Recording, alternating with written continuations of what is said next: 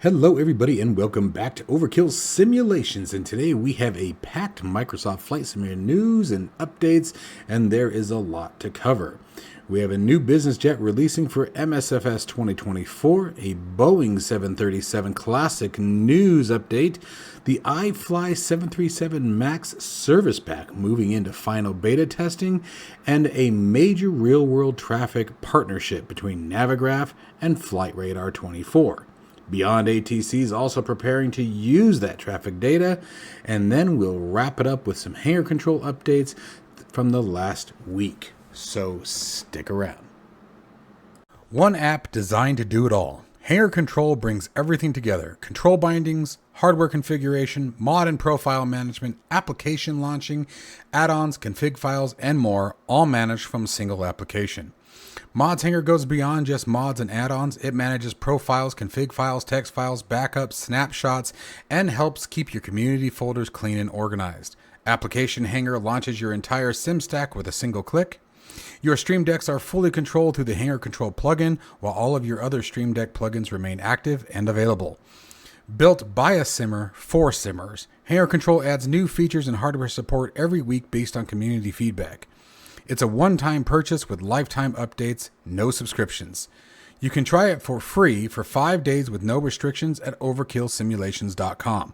Just create an account, head to your account page, download the latest version, and get started. And if you're looking for in-depth Microsoft Flight Simulator aircraft tutorials, check out my Patreon site. Links to HangarControl and Patreon are down in the description below. Alright, first up, Skyward Simulations has released the Citation C680 Sovereign Plus for Microsoft Flight Simulator 2024. This is a super mid-sized business jet, and the big selling point here is that it is not just another fast corporate aircraft. The Sovereign Plus sits in that sweet spot where you get a strong range, good speed, and short runway capability all in the same package. According to the article we were looking at, we're looking at more than 3,000 nautical miles of range at Mach 0.8 cruise, right up there with the Longitude, seating for up to 12 passengers, and the ability to operate from runways around 3,500 feet. The big story, though, is the system's depth. Skyward is pushing this as a high-fidelity simulation with a strong emphasis on a real-world behavior. The aircraft includes a custom Garmin G5000 suite, jumping up in the world, system synoptics, detailed electrical architecture, FADEC logic, hydraulic systems, fuel systems, bleed air, a logic-driven CAS system, and a fairly serious data link setup with coupled DLC and ACARS on PC. You also get an EFB with SimBrief and Navigraph integration, weight and balance tools, and over 300 real-world checklists. Sounds are handled by none other than Boris AudioWorks, and for those who are unfamiliar, absolutely fantastic audio developer for flight simulation, which is, leading into this next piece, definitely a good sign for the immersion point. The aircraft is available now through Orbix for only $29.99. Now I say only because other competing aircraft that are similar with this level of fidelity tend to be almost double that, if not double that. So with the Microsoft Flight Simulator Marketplace availability being planned but not yet released. MSFS 2020 compatibility is also planned later, but right now this is focused on Microsoft Flight Simulator 24. My take is simple. If the system's depth holds up, this could be very interesting for the business jet category and for people who want something deeper than a casual biz jet but still want good performance and flexibility. The price point, as stated, is pretty aggressive for what they are claiming is included with the aircraft. We will definitely be doing a review of this plane, so stick around for that as well. Next up, the Commercial Simulation Systems has shared a pre-release news on the Boeing 737 Classic for Microsoft Flight Simulators 2020 as well as 2024. The headline here is that the 737-300 and 400 are expected to release in the next few days. CSS also confirmed a new pricing structure. The 737-300, 400, and 500 will be available separately for $45 through the CSS store. They are also expected to appear on Aerosoft, Contrail, and Orbix Direct, but at a slightly higher price point. For people who already bought the $120 permanent license, CSS says the 300 and 400 will be available immediately at no extra charge when they release. They also launched a new website with easier navigation, better search, and a knowledge base section. That matters because support and documentation are a big deal for an aircraft like this, especially when you are dealing with multiple variants, updates, and a different sim version. Another major point is sound. CSS previously said a well-known company is working on the 737 Classic sound rework, and they have now confirmed that immersive audio is behind it. The sound pack is currently in testing. It is expected this month and will be a free update. So the short version is this. The CSS 737 Classic lineup is about to get much bigger. The pricing is being split by variant. Permanent license owners are already covered, and the sound packaging is getting a serious rework. For classic Boeing fans, this is one to watch closely over the next few days. Now moving to the iFly 737 MAX Service Pack 1 has officially entered the final beta testing. This update has been talked about for a while. It was first outlined back in 2025, and the silence around it had some people worried where things stood. According to the latest update, the project is alive, feature complete, and now in the final stages of testing. The biggest feature is a brand new EFB that replaces the existing tablet system. On top of that, Service Pack 1 is expected to bring coupled DLC integration, cabin announcements, and a new 737 MAX 8200 variant, and various modeling upgrades. At this stage, the beta testers are stress testing the update and checking for any new issues or regression creations before its release. iFly did not give an official release date, but the important part is that the final checks are underway. This is also a big mattering point because SP1 clears the path for iFly's next major project, the 737 MAX 9. So this is not just a service pack, it is also a stepping stone for the rest of the product line. For sim pilots who already fly the iFly MAX, this update sounds like it could be a major quality of life improvement, especially with the new EFB and coupled DLC.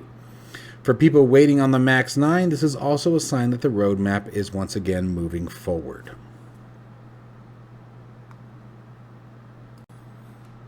Now for a big one that I was super happy to see. The next story may end up being one of the bigger platform level changes for flight simulation traffic. Navigraph and Flightradar24 have announced a new partnership that brings officially licensed real-time air traffic data to third-party flight simulation application services. Through this partnership, Navigraph is launching a new data API platform. That means developers can integrate Flightradar24 real-world traffic data into consumer flight simulation tools, ATC platforms, traffic injectors, virtual airline systems, and other sim experiences. The first launch integration is through FSLTL. I actually said it right for once, for Microsoft Flight Simulator. That means FSLTL users can inject officially licensed flight radar traffic data into the sim using aircraft models and liveries matched to the real-world traffic movements. For those who don't know, you can also access that installation also through the fly-by-wire A32Next installer. There is a subscription requirement here, though. Accessing the service through FSLTL requires a Navigraph account and an active Navigraph Unlimited subscription. I highly recommend that regardless, especially if you're doing commercial flight. Navigraph also says real-world traffic from Flightradar24 is planned for Navigraph charts in the future. That would allow users to see the real-world traffic on the interactive en route maps alongside networks like VATSIM and IVAO. This is not for real-world navigation or operational flight planning. For simulation immersion, this is a major move though. The traffic ecosystem has always been a mix of schedules, estimates, community sources, and different injectors. Officially licensed real-time traffic data could make the whole experience feel much more alive, especially if more developers start to integrate with it cleanly. But again, please do not try to use this for real-world flight. And that leads directly into the BeyondATC story. As you know, I'm a huge proponent of BeyondATC. I think it's an absolutely wonderful air traffic control program, and this has made it even better. BeyondATC has revealed that it is preparing to add live real-world traffic powered by Navigraph and Flightradar24. This feature is meant to supplement BeyondATC's existing traffic experience by bringing live aircraft movements into the simulator based on real-world operations. According to the team, the development work is already about 80% complete. Testing is expected to begin in the experimental builds before it moves out to a wider early access release. There is an important detail here, though. To use this feature, simulers will need a linked Navigraph account with an active unlimited subscription, as we previously mentioned, but BeyondATC also made it clear that this is optional. Their existing schedule-based traffic system remains included as part of the one-time purchase, and they reaffirmed that the core features are staying subscription-free. That is the right way to handle this, in my opinion. I love when developers give option, but give the ability for you to choose. You keep the base structure of the application, new features are added, but new features are optional. And again, the subscription restriction, that's not on BeyondATC, it's the only way that we can get that data, so it makes sense that it exists. But keeping the existing traffic system available keeps the base product from feeling like it suddenly changed into a subscription model. No release date was provided, but experimental testing is expected again to begin soon, and if BeyondATC can combine its ATC system with real-world traffic in a reliable way, that could be a huge, huge step forward for offline and semi-offline flying. Alright, so finally let's talk HangarControl for a minute, because last week has been a busy one. If you have not seen it before, a quick rundown. HangarControl is a hardware control middleware for your sim. It is the layer that sits between your physical gear and the simulators, and it lets you bind buttons, access encoders, Stream Deck, the X-Touch Mini, and touch panels into Microsoft Flight Simulator, DCS World, and X-Plane, and soon to be American Truck Simulator, development currently in progress. All from one place. It also controls your mods, tools, and add-ons, as well as has an application launcher as well. So build your cockpit once and HangarControl handles all the wiring. So what is new this week? The big one is DCS World support got a serious pass.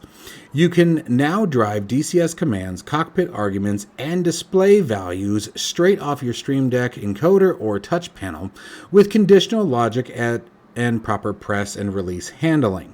That means spring-loaded switches can actually act like a spring-loaded switch instead of sticking on. On the touch panel side, two things are genuinely exciting for me. First, there is now a web view widget, so you can now drop live web pages or external gauges right onto your panel. Second, there are text inputs for gauges now, which means custom gauges like glass out or other services that are similar can be configured straight from the panel. Touch panels are getting closer and closer to a full glass cockpit you build yourself. Then there is the stack of fixes. Throttle ranges on aircraft like the Duke and Caravan, the PC-12 are behaving properly once again, and if you run two of the same controller, like a pair of Logitech quadrants, they both now show up and are segmented so you can know which one is which. Stream Deck responsiveness got tightened up, plus there's a bunch of smaller stability improvements that was done under the hood. The goal is still the same: one app, multiple sims, multiple devices, and less time fighting bindings so you can spend more time flying and soon to be driving. So this is the news for today. We have a new business jet available now, more movement on the 737 Classic lineup, the iFly 737 MAX Service Pack 1 getting close, and what could be a major shift in real-world traffic through Navigraph, Flightradar24, FSLTL, and BeyondATC. As always, let me know what you were most excited about, and if you're building out your own cockpit, be sure to check out HangarControl at overkillsimulations.com. Above all else, you guys know the drill. Stay safe and healthy, and I will see you in the next one.